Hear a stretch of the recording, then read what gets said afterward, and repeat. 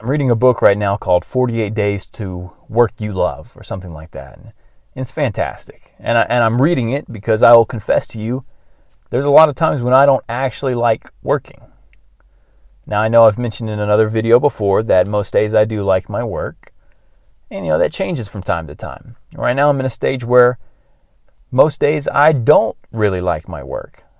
And that comes here and there. And I know that won't stay forever. The point is, there are periods in life where it may seem like work is a horrific plague on us as men. Something we have to do. Something that robs us of the time we'd rather spend doing something else with our own free will. But we can reorient our mind and focus on the good, learn how to find work that matches our skills, personality tendencies, and leverage all of that together so that we can actually up the chances of enjoying work. But that's not even the point of what we're talking about today. In that book is an interesting point encapsulated in it where the writer talks about this idea of what he calls sanctified ignorance. And it's interesting because we've talked about this before, we've written about it before, and you already know about it. It's the idea that there are some out there in the world who say, I'll just put my faith and trust in God and then everything will work out.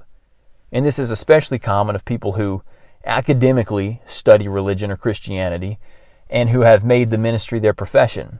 Not all of them, but some of them are like this, where they think because they've chosen what they believe to be a higher and more worthy profession than everyone else, that somehow everything else in the world will work out for them. God will take care of everything else.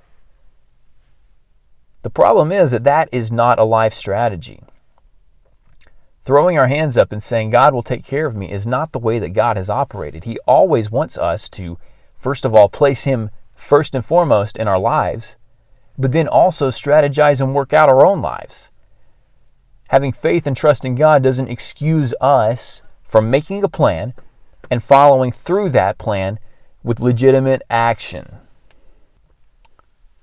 A bad investor would be the person who says, I'm just going to trust in God and go and invest in whatever stock or company that feels the best to me based on what I think God's saying to me. And make no mistake about it, the way God speaks to people today is through His Word.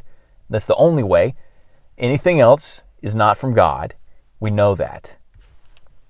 But you call him a bad financial planner who just throws his hands up in the air and says, God will take care of me, and runs off into the sunset, just randomly making choices in his life with no direction or order. It's sanctified ignorance, as the writer would say. Very interesting. We need to avoid this sanctified ignorance. We need to actually make plans for our own lives. Write down your plans and goals. Make sure that it actually involves God. But you have to have plans. The Bible says, if you commit your works to the Lord, your thoughts will be established. That's Proverbs 16:3. Keeping God in His right place in your life, which is first and foremost. Then commit your works to Him, through which you work, and we're doing that work enthusiastically, as if we're working for God and not men. That's what Colossians 3:23 says. And then we plan, and we work, and we focus, and we develop strategy, and we walk through life not blindly, but with the plan. You always have to have a plan. Whatever it is in your life, make sure you're not using this sanctified ignorance, saying that if I just trust God, everything will magically poof and be okay.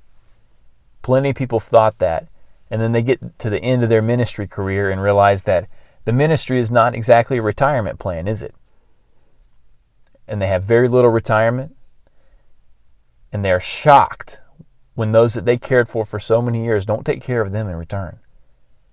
Those they took care of spiritually don't turn and take care of them physically. No, they did not have a plan for themselves, and every individual must have a plan for himself while at the same time keeping God as the priority. Avoid sanctified ignorance. Make plans, follow them through, but keep God as the first in your life.